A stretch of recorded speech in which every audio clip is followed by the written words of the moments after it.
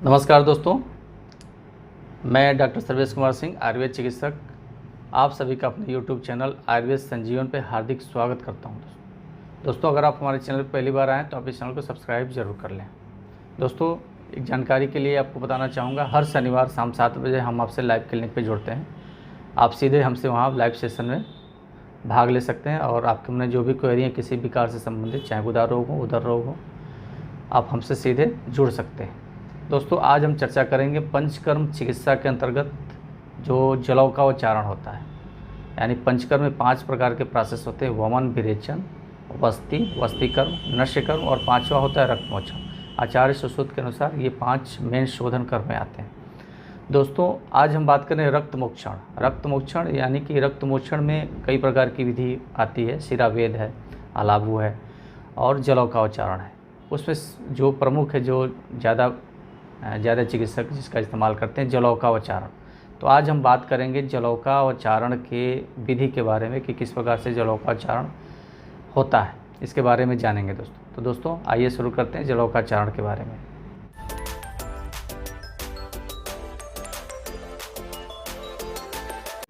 दोस्तों, जैसा कि आप जान चुके हैं, आज हम जलौ का उच्चारण के बारे में चर्चा करने वाले हैं।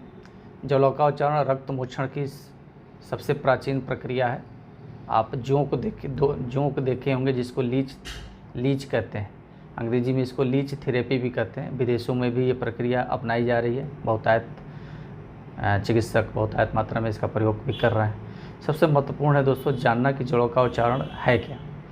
तो जलौ का उच्चारण जो जोंक होती है, जो लीच होती है दोस्तों, अमूमन अगर आप तालाब में या झील में जाते होंगे तो स्वाभाविक रूप से आपके पैरों में या जानवरों में वो जोंक जो है पकड़ लेती है और रक्त का पान करती है।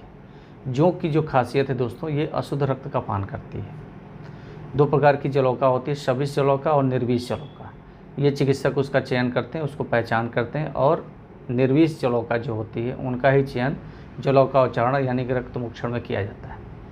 तो उसकी पहचान चिकित्सक ही करते हैं और मरीज़ के हिसाब से, मरीज़ के रोग के डिजीज़ के हिसाब से उस जलौका का निर्धारण करते हैं।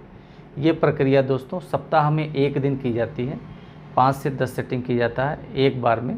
एक बार की प्रक्रिया जब स्टार्ट होती है, वो चिकित्सक आपके रोग की सीवियरिटी के आधार पर चयन करते हैं कि आपके में ये जलौ का कर्म कितने दिन किया जाए, किन किन व्याधियों में किया जाता है दोस्तों। इसके बारे में हम नेक्स्ट वीडियो यानी कि अगले वीडियो में चर्चा करेंगे। आज हम इस प्रोसेस के बारे में जानकारी दे रहे हैं आप लोगों को, और बहुत महत्वपूर्ण है दोस्तों, क्योंकि भारतीय चिकित्सा पद्धति का सबसे मूल जो प्रक्रिया है, जो चिकित्सा है, वो है पंचकर्म चिकित्सा। पंचकर्म चिकित्सा कराने से आपके दोष, आपके जो रोग हैं, वो जड़ से समूल निकलते हैं शरीर से और आप फिट रहते हैं। स्वस्थ रहने वाला व्यक्ति भी इस प्रकार की प्रक्रियाएं करा सकता है और रोग से, जो विकार से ग्रसित है, वो भी करा सकता है। जलौ का उच्चारण में दोस्तों, जैसे एक मरीज़ का चयन किया जाता है, मरीज़ का चयन हो जाता है, तो जलौका को फिर उस जलौका को लेकर के हल्का सा अभ्यंग और स्वेदन करने के बाद, सिकाई करने के बाद उसकी एक्टिविटी बढ़ाई जाती है। और फिर उसके बाद जैसे एक लोकल प्रक्रिया है जहाँ पे हमको लगाना है, उस प्रक्रिया का अभ्यंग स्वेदन भी किया जाता है। या वैसे भी अगर हल्का सा वहाँ पे नमी है या स्नेह है तो वहाँ पे रुक्ष स्वेदन करने के बाद तब वहाँ पे जलौ का उच्चारण किया जाता है। तो जलौ का उच्चारण में जो उस विशेष प्लेस होता है वहाँ पे जलौका को लगाया जाता है। जलौका जब रक्त का पान और चूषण करने लगती है, आप वीडियो में देखेंगे एक क्लिप में, जलौ का उच्चारण जब रक्त का पान करती है तो उसकी रनिंग होती है, जैसे ऐसे ऐसे चलती है और खींचती है। लगभग एक जलौका जो है लगभग 5 to 10 ml तक रक्त का अवशोषण कर सकती है। उसके साइज़ के ऊपर निर्भर करता है। 2-2, 3-3 ml भी रक्त का अवशोषण करती है। जलौका की जो विधि है दोस्तों, सबसे महत्वपूर्ण यह है कि रोगी का चयन करना और जलौका का चयन करना। महत्वपूर्ण ये होता है कि अशुद्ध रक्त का पान जब जलौका करती है तो उसको बहुत सावधानीपूर्वक ये प्रक्रिया की जाती है। जब एक्सपर्ट यानी कि जो आयुर्वेदाचार्य हैं, जो आयुर्वेद के चिकित्सक हैं, जो एक्सपर्ट हो जाते हैं, वही ये प्रक्रिया करते हैं। तो आपको अगर इस प्रकार की कोई, अब डिजीज़ के बारे में नेक्स्ट वीडियो में चर्चा करेंगे दोस्तों, तो उसमें आप चिकित्सक से, आयुर्वेद चिकित्सक से, पंचकर्म चिकित्सक से मिल करके इस विधि के बारे में जानकारी ले सकते हैं।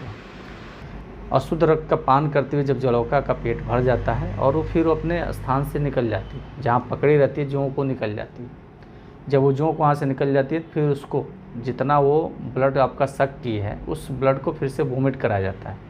यानी कि जलौका के उस रक्तपान को, जो आपके ब्लड का पान वो खींची है जलौका, उसको फिर से निकाल दिया जाता है। लगभग अगर 5 ml है तो लगभग 4 to 4 से 4.5 ml उसके ब्लड को निकाल दिया जाता है उल्टी करा करके। यानी कि जोंक की भी उल्टी कराई जाती है, जिससे कि वही जोंक फिट रहे, क्योंकि अगर उसका रक्तपान जो की है अगर उसका वोमिटिंग नहीं कराया जाएगा तो अचलस्त हो जाएगी।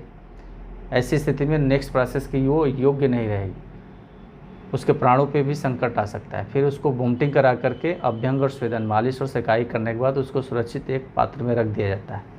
जो जलौका जिस मरीज़ को लगता है वो जोंक उसी मरीज़ को ही लगाई जाती है। वो लीच जो है उसी प्रक्रिया के दौरान उस मरीज़ में होता है। प्रक्रिया का ड्यूरेशन दोस्तों आधे घंटे से लेकर 1 घंटे तक जा सकता है कंप्लीट, जिसमें पूर्व कर्म भी आता है, प्रधान कर्म भी होता है और पश्चात कर्म भी आता है। यानी कि पूर्व कर्म में जलौका का पूर्व कर्म और मरीज़ का पूर्व कर्म होता है तैयारी। प्रधान कर्म में जहाँ पे मेन प्रोसेस होता है, जहाँ पे जोंक ब्लड को खींचती है, और पश्चात कर्म में होता है जब रक्त का पान जोंक कर लेती है तो उसके बाद जोंक का प्रोसेस। और फिर जोंक की खासियत होती है दोस्तों, आप देखे भी होंगे और बहुत लोगों को अगर जोंक पकड़ी होगी तो उनको एहसास भी होगा कि जहाँ से वो ब्लड खींचती है वहाँ पे रक्त जमने की प्रक्रिया स्लो हो जाती है, खून जमता नहीं है, यानी वो बहता रहेगा बहुत लंबे समय तक वहाँ पे फुस जाता है, क्योंकि स्वाभाविक है कि एक केमिकल छोड़ती है जलौका, जिसकी वजह से ब्लड फ्लो तेज़ी से आता है, जमता नहीं और वो तेज़ी से सक करती है। तो इस विधि में दोस्तों फिर जब जहाँ से जलौका वो जोंक जो है अपना मुंह हटा ली है और वहाँ से ब्लड निकल रहा है, वहाँ पे विशेष औषधियों के चूर्ण को मिश्रण करके वहाँ पे रख करके और अरिष्ट बंधन यानी कि पट्टी किया जाता है, बैंडेज किया जाता है। खासतौर से उन औषधियों का अगर हम जिक्र करते हैं तो मुलेठी और मधुयष्टि और लोध्र आता है, हरिद्रा भी आता है।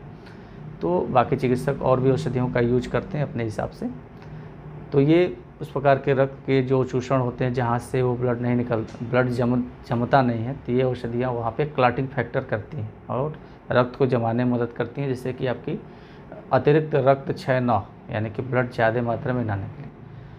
ये प्रक्रिया सबसे महत्वपूर्ण है दोस्तों और इजीली प्रोसेस है। आप आराम से बिना भय के, बिना किसी संकोच के, डर के ये प्रोसेस करा सकते हैं और एक्सपर्ट से ही कराएं, जहाँ पे जलौका उच्चारण की बहुत सारी विधियाँ, बहुत सारे प्रयोग चिकित्सक द्वारा किए जा रहे हैं। और सबसे महत्वपूर्ण है दोस्तों जो व्याधियाँ हैं, व्याधियों के बारे में हम नेक्स्ट वीडियो में चर्चा करेंगे दोस्तों, क्योंकि वीडियो थोड़ा सा लेंदी हो जाएगा। जलौका उच्चारण लीच थेरेपी बहुत ही महत्वपूर्ण है त्वचागत विकारों के अंतर्गत, और कुछ और भी जैसे गठिया है इसमें भी किया जाता है, लेकिन इसके बारे में चर्चा हम नेक्स्ट वीडियो में जैसा कि हमने बताया दोस्तों करेंगे।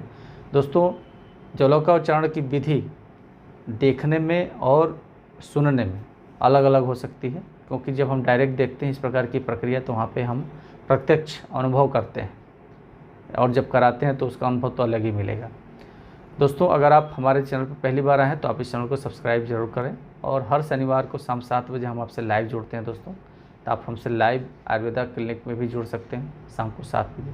आपके मन में किसी प्रकार से कोई भी विकार से संबंधित क्वेरी या क्वेश्चन है तो आप सीधे हमसे लाइव सेशन में जुड़ के अपने वो सवाल पूछ सकते हैं, जिसका निदान आपको किया जाएगा। दोस्तों आज का जो विषय था जलौका उच्चारण लीच थेरेपी किस प्रकार की होती है, इसके बारे में जानकारी मिल गई आपको। दोस्तों आज का जो विषय था यहीं समाप्त होता है। नमस्कार।